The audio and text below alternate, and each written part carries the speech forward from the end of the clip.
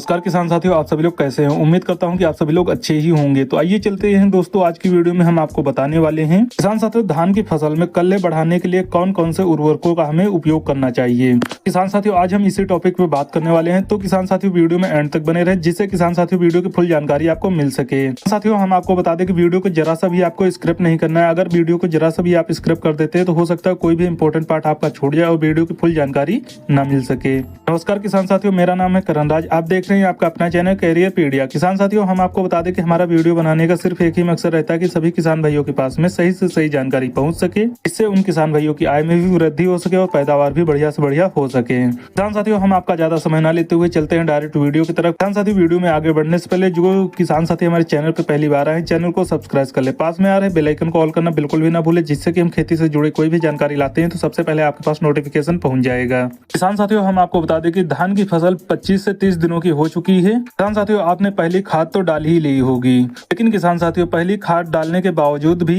फसल में पीलापन, कल्ले न बढ़ना, पोषक तत्वों की कमी आती ही है किसान साथियों। इसीलिए किसान साथियों पहली स्प्रे में ऐसी टॉनिक का देना जरूरी होता है, टॉनिक देना जरूरी होता है। तो किसान साथियों कल्लों की संख्या बढ़ाए, तो किसान साथियों फसल में ज्यादा से ज्यादा फुटाव लाए, जिससे किसान साथियों बालियां बेहतर बने। लेकिन किसान साथियों सवाल ये आता है कि पहला स्प्रे हम कब करें, क्या डालें और कितनी मात्रा में डालें। किसान भाइयों अगर आपने धान की फसल लगा रखी है और इस समय फसल में किसी भी तरह की, किसान भाइयों हम आपको बता दें कि धान में सबसे पहला स्प्रे बहुत ही सबसे मेन होता है, क्योंकि किसान साथियों इस समय फसल 20 से 25 दिनों की होती है और किसान साथियों इसी स्टेज पर पूरी फसल की नींव तय होती है। क्योंकि किसान साथियों ये स्टेज जो होती है वह सबसे नाजुक स्टेज होती है। अगर किसान साथियों इस समय सही उर्वरक, कीटनाशक, फफूंदनाशक का उपयोग कर लिया तो आपको पैदावार अच्छी मिल जाएगी किसान साथियों। लेकिन किसान साथियों इस समय पर अगर आपने एक भी छोटी सी चूक या फिर गलती की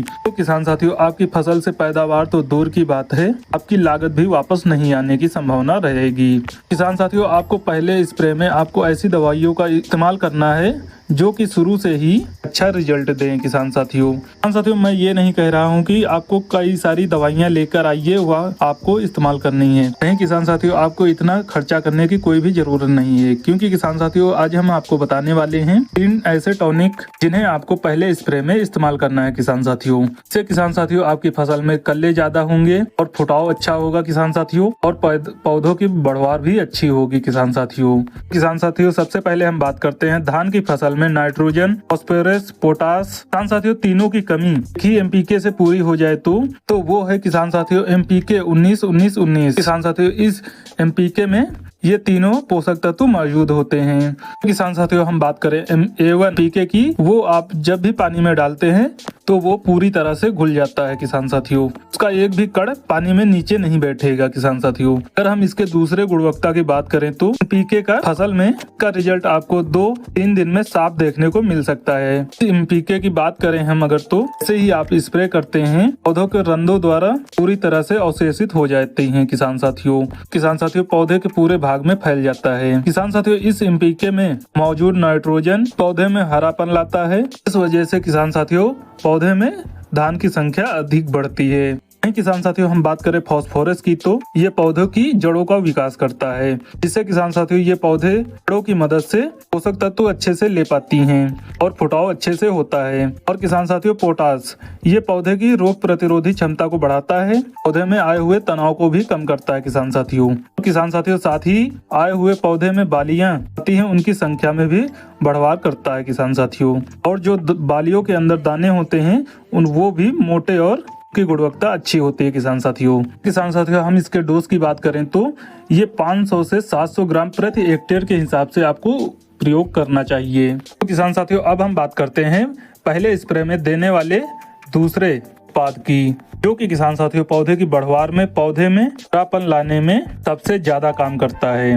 वो है किसान साथियों कात्यायनी कंपनी का सीड एक्सप्रेस्ड। किसान साथियों लिक्विड फॉर्म में आता है। किसान साथियों इसे समुद्री शैवाल से तैयार किया जाता है। किसान साथियों जब भी आप इसके धान की फसल में उपयोग करते हैं क्लोरोफिल निर्माण को बढ़ाता है, इससे किसान साथियों पौधे में हरापन तेजी से आता है। किसान भाइयों ऐसा आप समझ सकते हैं इसे पौधे के अंदर क्लोरोफिल निर्माण को बढ़ाता है। इसका सीधा सा प्रभाव पड़ता है किसान साथियों फोटोसिंथेसिस प्रक्रिया पर। जैसे ही किसान साथियों ये फोटोसिंथेसिस क्रिया बढ़ेगी, पौधे के अंदर ऊर्जा ज्यादा से ज्यादा पहुंचेगी। किसान साथियों हम आपको बता दें कि अगर आपके पौधे में ऊर्जा ज्यादा से ज्यादा बनेगी तो आपके पौधे में कल्लों की संख्या अधिक हो जाएगी। ये टॉनिक पौधों की संख्या बढ़ाती है और बढ़वार को साथियों ये पौधे में संख्या और फुटाव के अलावा इसका दूसरा सबसे बड़ा फायदा ये है कि पौधे में आए तनाव को भी कम करता है, चाहे वो तनाव किसी भी बीमारी के कारण आया हो या फिर किसी भी कीट के कारण आया हो, फिर आए वातावरण में उतार चढ़ाव के कारण आया हो। ये पौधे को इन सभी प्रक्रियाओं को आए तनाव को बचाता है। किसान साथियों हम इसके डोज की बात करें तो 250 ml प्रति हेक्टेयर के हिसाब से आपको प्रयोग करना है।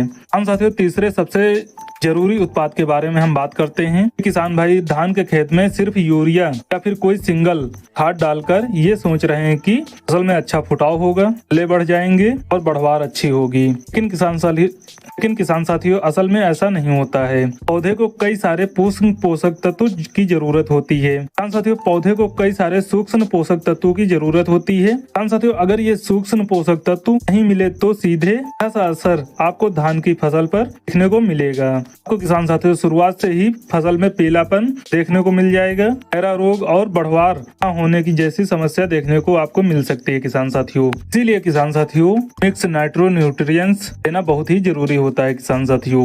क्योंकि किसान साथियों इसमें 6 सूक्ष्म पोषक तत्व मौजूद होते हैं। Zinc, iron, magnesium, boron, copper और लिप्टोनम। अगर आप किसान साथियों इस मिक्स नाइट्रो न्यूट्रिएंट्स धान की फसल में देते हैं तो ये क्या करता है, सबसे पहले पौधे में हरापन लाता है। दूसरा किसान साथियों सबसे बड़ा फायदा ये है कि अगर आपने धान की फसल में नाइट्रोजन, फास्फोरस, पोटास दिया हुआ है तो यह पौधा पूरी तरह से अवशोषित नहीं कर पाता है, पूरी तरह से नहीं ले पाता है। तो अगर आप किसान साथियों ये मिक्स नाइट्रो न्यूट्रिएंट्स साथ में मिलाकर डालते हैं तो यह पौधा पूरी तरह से अवशोषित कर लेता है ये सभी चीजें। तो किसान साथियों साथ ही ये पौधे में फुटाव अच्छा लाता है और बढ़वार भी अच्छी होती है।